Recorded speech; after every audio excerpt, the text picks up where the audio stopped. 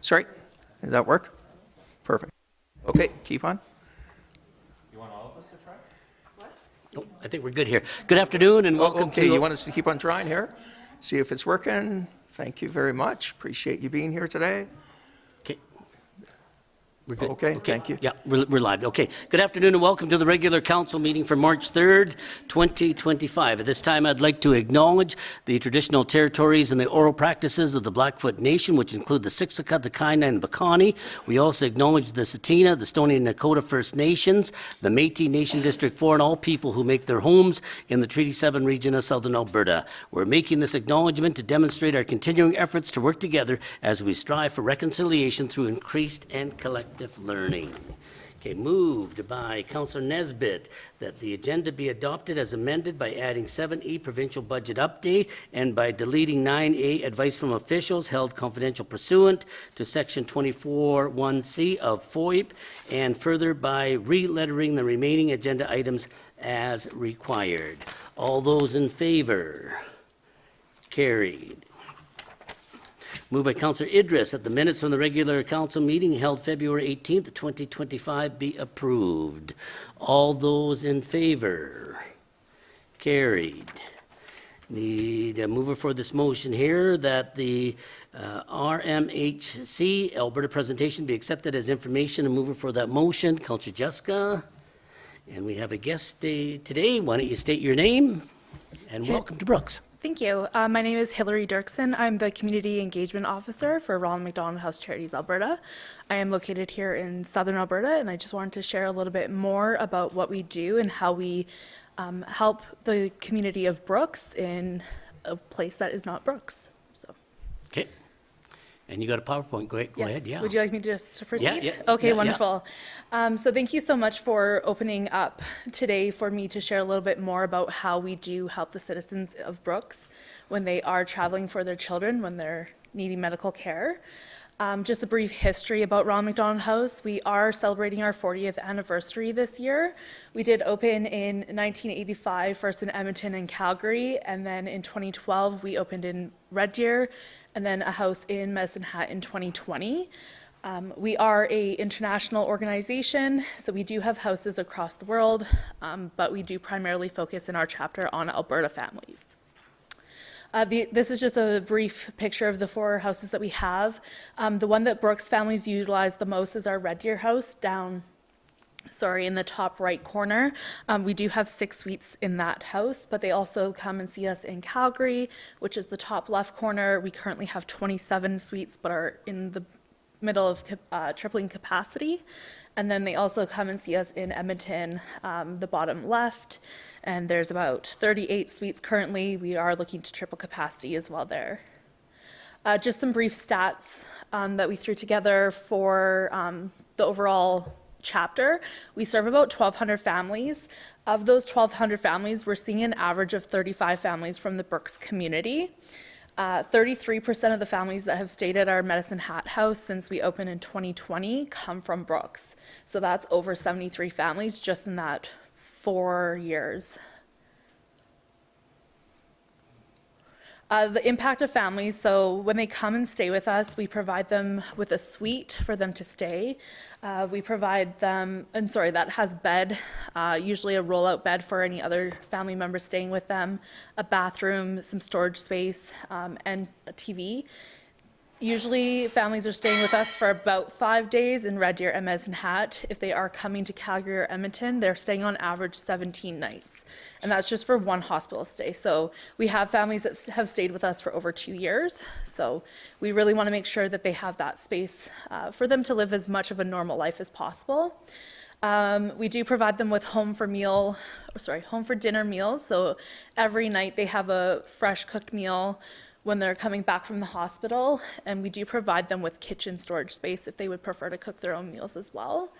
We do offer shuttle service to and from the hospital, fitness space and general living areas, community support. As you can imagine, if you were traveling for the care of your child and going back to a hotel room, it might be a little bit isolating, and so when they're in the house, they have that community support of other families going through the same thing, or the staff members or volunteers that are there. And then we also have the magic room, which kind of gives a light lift to them. They usually get to pick a toy when they get to go home, if they've had a milestone in their treatment, or if they just need that little bit of a pick-me-up. We have a magic room that has so many different toys. Usually if we know that they like one specific thing, we'll go out and buy that so that they can pick that.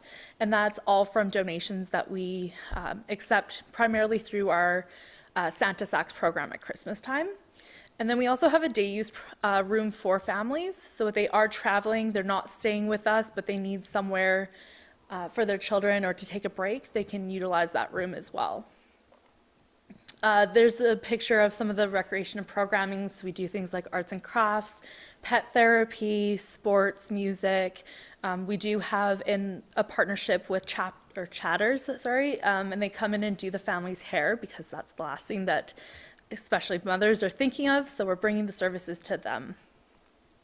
We also have 3 comfort carts in the hospitals. So we have 2 in Calgary, 1 in Red Deer, and it's just providing them some comfort while they're in the hospital. So they have snacks, beverages, toys, games, onesies, blankets, whatever they might need to feel comfortable while they're in the hospital. We're also tripling capacity, as I previously mentioned. So over 65% of the population in Canada have to travel for that medical care. And we're only able to serve 14% of the families that have had to travel. So that's a very small percentage of the people that need support. So we are working on tripling capacity. We are expected to reopen our Calgary home in May, and then we will focus on our Edmonton house as well. Of course, that goes hand in hand with the Stollery, and they are expanding. So we're waiting to kind of see what they do in terms of where they're going before we really start that project. Some of the financial impacts, so RBC did an economic impact study for us in 2023. Without RMHC, families could be spending upwards of $8,126 for out-of-pocket expenses just based off of one 17-day stay. If your child is going to Calgary, it's the cancers, it's the major heart issues, especially up in Edmonton. They're going to be there a lot longer than 17 days for those treatments. So that's just for one stay. We have saved families about $8.5 million annually. And when we triple our capacity in each of the homes, it will go up to $22.5 million. It costs Ronald McDonald House about $200 per night for one family to stay with us. Of that $200, we do ask families to contribute $10. We're not going to turn a family away if they're not able to contribute that amount. And that's why we really rely on community support and funding. So there's a couple different ways to support, and I understand that we don't have any of the tangible services here in Brooks, but there are ways from the Brooks community to support the citizens from a distance. And that would be volunteer opportunities if they wanted to go to Medicine Hat. The Medicine Hat house is about an hour away. So we are looking for home for dinner support, and that's where our group goes in, cooks the family's meals while they're there. House refresher and event volunteers are probably the top 3 volunteer opportunities I could see Brooks citizens contributing with. Volunteers are really an integral part of our association. They are there as like the welcomers, they're there refreshing the house, cooking, cleaning, doing all of that. So we really rely on volunteer services. Another one is fundraising. So we just ask if anybody has a charity that they're raising money for that they consider Ronald McDonald House. We have businesses such as Brovac and Medicine Hat who contribute a small portion of their proceeds when that specific truck goes out. And then also creating a workplace giving initiative. We do also have signature events that we rely a lot on for raising funds, such as our upcoming Golf Classic tournaments. And we also have our Taste of Home Gala in the fall, as well as Hustle for the House. And then we also have a Amazon wish list for each of the individual houses. As I mentioned, majority of the Brooks community is utilizing the Medicine Hat house, and so we do have that for that house as well as investing in providing families. I just included a small, a short family story. Eden was diagnosed with stage 4 neuroblastoma, which is a type of cancer. She went from Lethbridge by ambulance with nothing more than her mother's purse, her bottle, and her blankie to Calgary. They didn't have the services to help in Lethbridge, and so they were transported right up to Calgary. They stayed with us for about 2 years. Unfortunately, Eden did pass away last year, so she really stayed in the house more time than she was at home, unfortunately. But Veronica's a huge advocate of ours, and she always says that it was nice that we were there for her when she really needed it. And that is all I have. I just wanted to share more information on what we do, how we help the citizens of Brooks when they are traveling. Like I said, we only are able to help 14%, but I believe last year, sorry, I'm just looking it up really quickly here.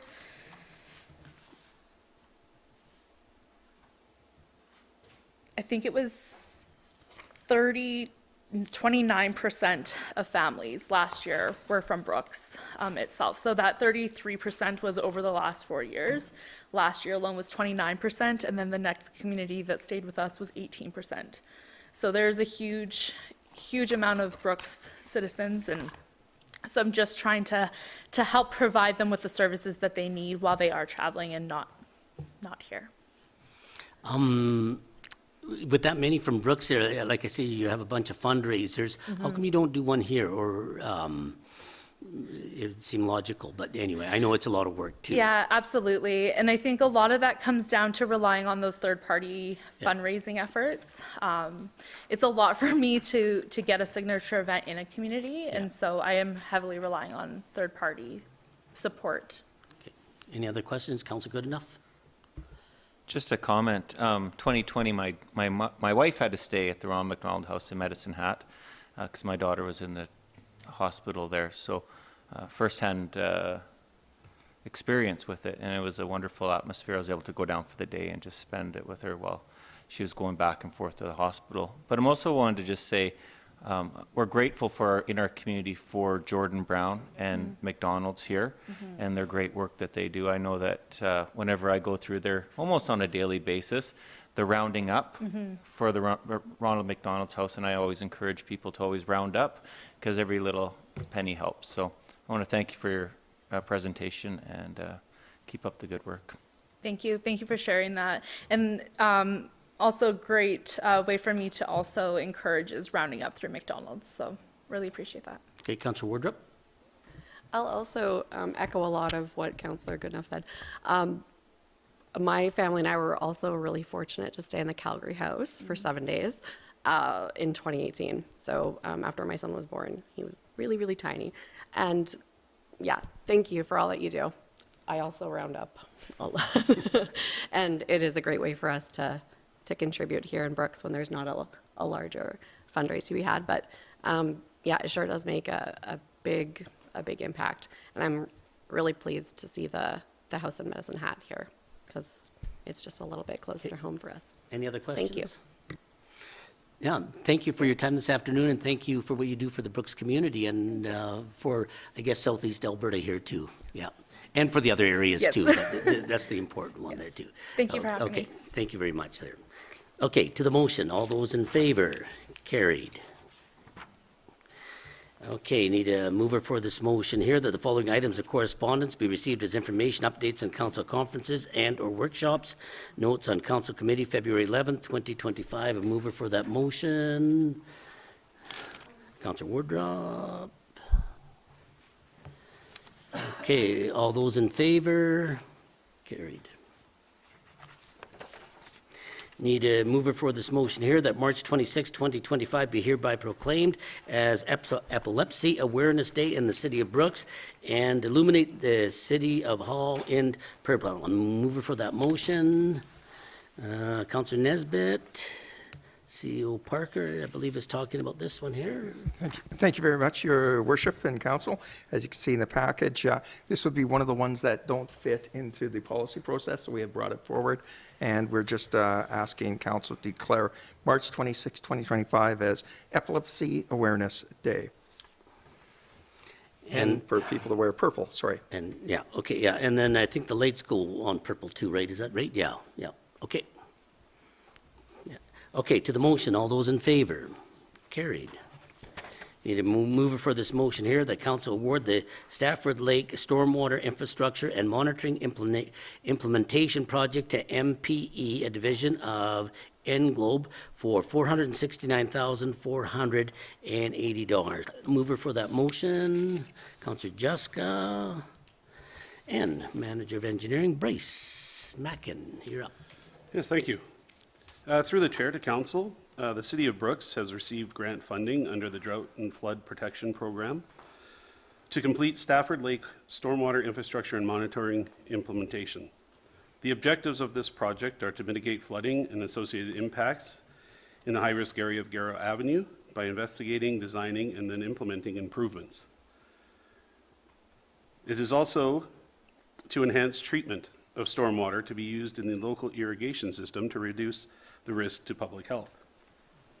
Administration completed a request for proposal for professional engineering firms to provide prime consulting services required to investigate, design, and construct the necessary infrastructure to complete this project. The proposal was advertised on the Alberta Purchasing Connection and also on bids and tenders, the public sites, from January 13th to February 14th of 2025. The city received 4 proposals, upon which staff completed an evaluation of the proposals based on the following criteria: the project team, the understanding of the scope, technical qualifications of the firm, ability and capacity of the firm to meet the expectations, the reputation and of services to previous clients, and then the unit rates themselves. MPE, a division of Englobe, received the highest total score in the evaluation. MPE provided a bid of $469,480. The proposed bid for all services are within the approved budget, and the program, as mentioned before, is to be funded from the Environmental Surplus Reserve and Drought Flood Protection Program. The Drought Flood Protection Program covers approximately 70% of the funds. Administration is recommending awarding the Stafford Lake Stormwater Infrastructure Monitoring Implementation Project to MPE, a division of Englobe, for $469,480. And I am here for any questions. Does the work start this spring here then, on that? Yes, work will, design and investigation will begin this year, with construction expected to be sometime next year. Next year, okay, perfect. Okay, any other questions? Councillor Juska. Yes, thank you. So I'm pleased that you had more than one bid, so which is always is positive. And I know that it isn't based entirely on price, of course, and you have your criteria, but I'm curious what the range of the bids was. Through the chair, as far as pricing goes? Certainly. Although I'm not going to share exact figures, I will say that 3 out of the 4 bids were within the range of the MPE bid. MPE was not the lowest bid. They were technically, I believe, second lowest or so. And then 1 of the 4 bids was well over approximately double the price of what the other 3 bid. So 3 of the bids were very competitive, and 1 bid was a little out. Okay, any other questions? Okay, to the motion, all those in favor? Carried. Need a mover for this motion here, that council award the 2025 Street Improvement Program to Brooks Asphalt and Aggregate Limited for $1,090,758.94. Mover for that motion, Councillor Idris. Okay. Manager of Engineering, Mackin, you're back. Thank you. Through the chair, the 2025 Street Improvement Program is focused on overlay replacements with road base and concrete work only to be done where required. 5 road sites were proposed for the 2025 construction season and approved at the October 29th Council Committee meeting. Staff worked with our engineering consultant as they completed survey and condition assessments of the proposed sites. Upon completion of these assessments, the design was completed. A scope of work as well as quantities were defined based on the engineer's estimate to meet the city's budget. To meet the city's budget. Site 2 was removed from the scope of work due to high estimated costs, and it was determined that it would put the city well over the budget. The engineering consultant completed a request for tender for sites 1, 3, 4, and 5. The tender was advertised on Alberta Purchasing Connection and the bids and tenders websites from February 13th to February 26th of 2025. City of Brooks received 2 responses. The engineering consultant has completed a review of the responses and have recommended awarding the project to Brooks Asphalt and Aggregate Limited. Brooks Asphalt provided the lowest bid of $1,090,758.94. The proposed bid is within the 2025 assigned budget to be funded from the repaving tax reserve and MSI. Administration recommends awarding the 2025 street improvements program to Brooks Asphalt and Aggregate Limited for $1,090,758.94. That is our report, and I'm here for any questions. Okay, I'm just going to add, you were talking about Site 2, and that'd be the road from 4th Avenue, 3rd Street to 10th Street, is that right? Yeah, so what makes that one so expensive this time around? Well, there were a couple of items on that road. Number one, it was the largest one of the group. It was quite an extensive project. But upon some initial investigation, there was quite an extensive amount of sidewalk and concrete work that needed to be done. On top of that, we also looked at taking it off the list as we wanted to do some further water and sewer line investigations to determine what state that they were in and what their life expectancy was before we went and did an overlay on top of it. So those are items that were found out as we did some investigating for the actual tender process. Okay, any other questions? Okay, to the motion, all those in favor? Carried. Need a mover for this motion here that Riley Lillahai be appointed to the Brooks and District Recreation and Parks Board for a 1-year term beginning March 4th, 2025 and ending March 3rd, 2026. Mover for that motion, Councillor Wardrop. CEO Parker. Thank you very much, Your Worship and Council. As you can see, on February 19th, 2025, the board met and made the motion to actually recommend Riley as the youth member. He is a grade 10 student at Brooks Composite High, she. And so with that, we're just also recommending the same motion. Okay. Any questions? Okay, to the motion, all those in favor? Carried. Need a mover for this motion here, that the provincial budget update be accepted as information. Making that motion will be Councillor Goodenough.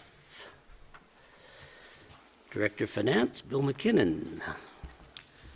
Through your worship, as everyone is aware, the Honorable Nathan Horner, President of the Treasury Board and Minister of Finance, presented the provincial budget at the legislature last Thursday at 3 p.m.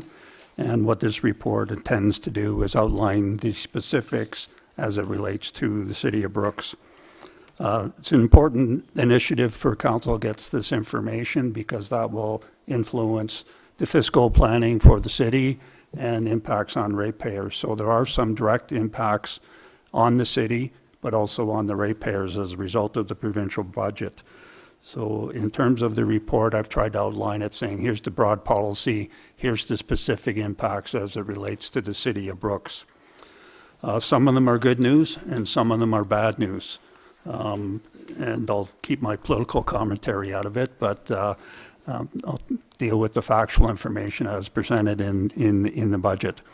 So a good news story, which was predicated on last year's budget, is funding under the local government fiscal framework. Has increased for 2025 and is projected to increase for 2026. Those were outlined in last year's budget, and this year's budget has kept those commitments in place. So you can see in the chart that's in your package, what's happening in 225 and 226 is we're returning to the level of provincial funding of around 10 years ago. So it's a bad news story from that perspective. In 221, the City of Brooks received roughly $3.5 million in capital funding for infrastructure renewal. So we're down in short roughly 1.5 million from that historical level. When you look at the impacts of inflation, that number doesn't bode well. ABU Munis, with partnership of this council, has been advocating to all provincial governments significant increases in it's now called Local Government Fiscal Framework funding for all municipalities in the province. Based on that advocacy, ABU Munis is still looking for roughly a $1 billion increase in this funding envelope. Future years are yet to be seen, but it's now tied to provincial revenues. As provincial revenues increase, this funding could increase. As provincial revenues decrease, this funding will decrease. The provincial budget makes it well known in numerous cases that the impacts of potential tariffs being introduced tomorrow, the pricing of oil on the international market are all potential negative impacts on municipalities, and this program could see significant reductions in funding. Grants in lieu of taxes, provincial properties are not required to pay provincial or property taxes. School boards, hospitals, and like have always been exempt, but other provincial buildings were not exempt. There's no legal requirement for either the provincial or federal government to pay property taxes, but they do pay what's called grants in lieu in place of taxes. So hypothetically, it's the equivalent of property taxes. The provincial government in 2020 budget decided they would only pay 50% of whatever was levied against the municipalities. On a personal note, I won't take full credit, but AB Munis passed a resolution in November of 2024. I was actually the author of that resolution, so that's good news. And the government has decided to phase back the payments in lieu to 100%, and that will be done over the next 2 years. In terms of Brooks, it's relatively minor, but overall, provincial-wide, it's a $40 million increase for municipalities. Personal taxes, I'm just commenting on this because it's linked to the next item. So the province has fulfilled its commitment to reduce personal taxes on the first 60,000 of income. It was previously at 10% for the first 60,000 individuals have make in Alberta. That rate has been reduced to 8%. So on a typical person making 60,000, that would save approximately $750 a year, which is good news. It has a significant link to the next item, which is provincial education taxes. And I just make this linkage because the province and governments generally give indications in their budget forecast of what's coming in the future. There was no indication in previous provincial budgets that the change in policy related to provincial property tax increases was going to happen this year.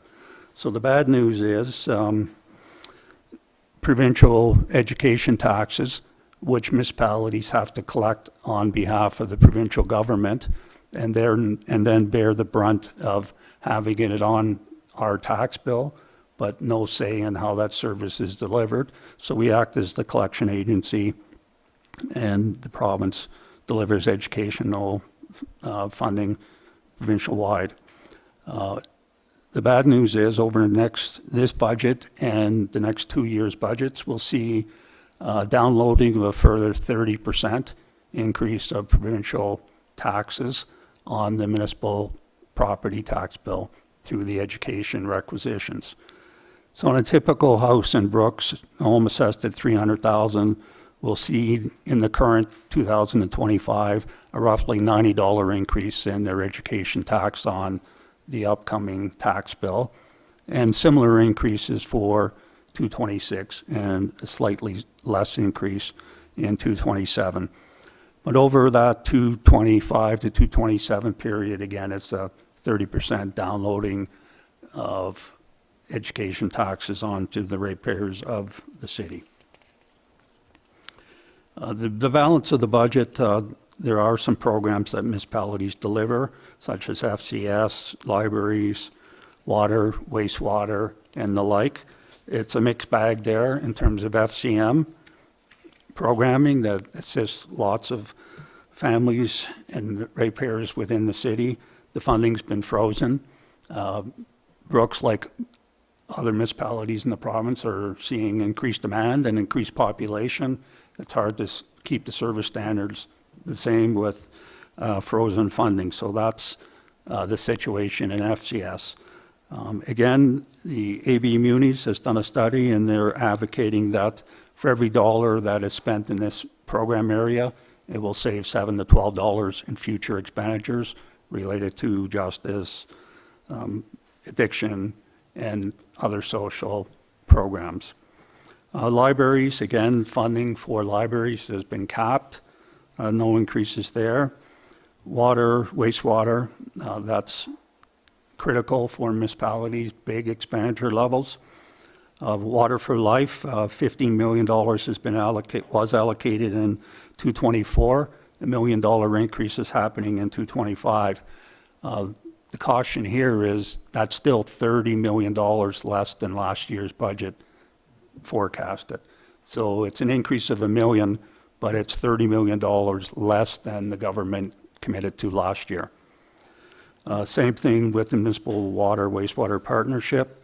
It's down more significantly from 66 million to 45 million, and that is $40 million.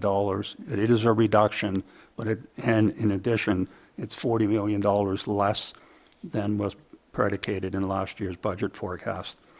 The good news is, in future years, these programs are expected to be increased in funding significantly, but as you can see, based on, just like this council has to deal with fiscal realities of the day, the province will be dealing with their fiscal realities. They're running a deficit now, so they're forecasting significant program expenditure increases.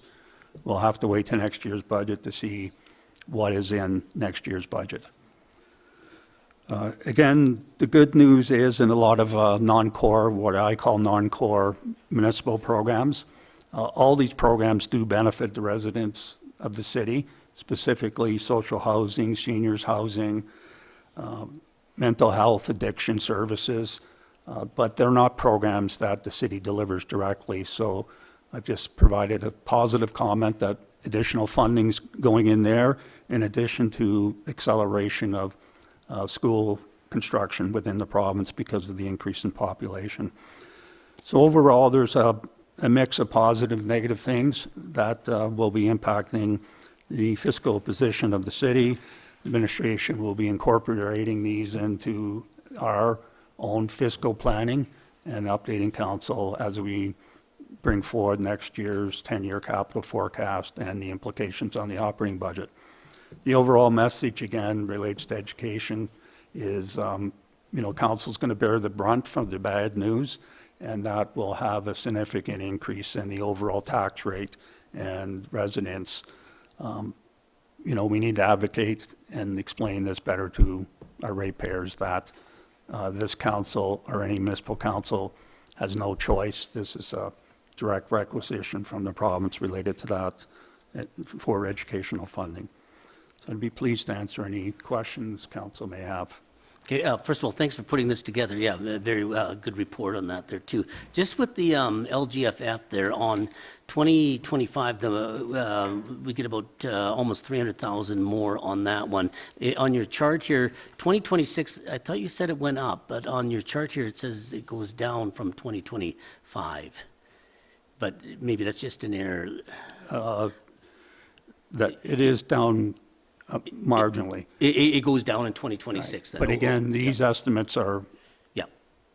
revised Okay, yeah. every year, but right now the forecast that is published has us going down slightly in 226. Yeah. So again, in terms of the future years, it's water, wastewater, and the Water for Life and the water, wastewater programs that are seeing significant funding increases in 26 and 27, Okay. forecasted. Yeah. And then we're lucky in the community here with grants in place of taxes. We just have the one property, I believe it's the provincial building. Now, I know by 2 years they'll restore it back to 100%, but I thought for next year it was 75%, but I'm not too sure. That's correct. So Yeah, it is- 75 and then 100 after that. That's correct. Yeah, yeah. And then, and then again, it's going to hit our property owners quite high with almost like $90 a year more in property taxes on that one there too. But that's for our communications department to make sure that message gets out there at tax time there too. So, Yeah, yeah. And for the education portion, since we have somebody on this council here who's very prominent with education, we have no problem paying that extra money for that there too. I just want to make that clear there too. Okay, any other questions on that? Okay, I'll go Councillor Goodenough, then Councillor Wardrop, yeah. Could you just remind us what was why in 2021 did we see almost 3.46 million and then drop down to in 2022? What was going on in the political world at that time? Yes, and I mentioned I would not make political comments, so part of it is a political comment. So yes, there was some acceleration of funding. That, if you look into 22, so what the government of the day did was accelerate the funding, provided the money in 221, but gave everyone notice that it would be significantly cut in 222. Oh, I see. I'm reading between the lines now. Okay, thank you. Okay, Councillor Wardrop? Just wondering if Director McKinnon would want to draft another resolution maybe for this property tax situation, since the last one was successful. Yes. It's kind of, a little silly, but this is something that, perhaps that'd be something to advocate for. We'll be there next week, and this is something that hopefully will be coming up in discussion. We can ask relevant ministers and the Premier to kind of give us some guidance on how they propose municipalities are supposed to bridge this gap, and how we are supposed to explain to our ratepayers that there'll be an increase of approximately 30% before we even begin to think of our own local budgets. So. And we've had this discussion before, and anybody with Alberta municipalities is, and they talked about that, and I believe the Premier's talked about that, but I don't think they've gone any further with that, is to take the education portion away totally from municipalities and let us have that money. And I think when I was doing the math, whatever, that would give us about $7 million. But then more than likely our LGFF would be gone. So basically it would kind of replace that whenever. But I mean, it's a discussion when we're at Alberta municipalities or when we're talking to our provincial, counterparts there too. Yeah. Yeah. Any other questions? If I could, just not to correct the mayor, but I'll correct the mayor. In terms of the impact of education, Brooks requisition is roughly 4.2 million. Okay. Right, so that is a good point. Overall, where AB Munis is going is trying to develop a fiscal framework with the province in terms of, this came as a shock to everyone, this shift in downloading of education. Other provinces have a protocol of any big shifts like that. There has to be a 3-year notification period for municipalities can Do plan. other provinces also do that? Like, I mean, everybody pretty well pays their municipal portion and education portion? That's predominant across Canada. Yeah. And if little history is, historically, individual school boards in the country could requisition monies directly from their municipality. That created some huge anomalies Yeah. across the system where more affluent communities were requisitioning, providing higher standard service. So the province has basically stepped in and says, we're going to decide what class sizes are and all those type of things. So there was some positive things, but at the same time, fundamentally, they did not address the elephant in the room as it's a provincial responsibility and why is it being funded through property taxes. Yeah. So. Just, thanks for correcting me, because I was thinking 7,000 homes at 1,000 apiece. That's where I got my 7 million from, but we got about 4,000 homes at 1,000 apiece. So, yeah, thanks for correcting me on that. I appreciate that, yeah. Any other questions? Okay, to the motion, all those in favor? Carried. Okay, need a mover for this motion here, that council close the meeting to the public for agenda item 9A, personnel as per section 17, FOIB at 5:10 PM. Mover for that motion, Councillor Idris. All those in favor? Carried.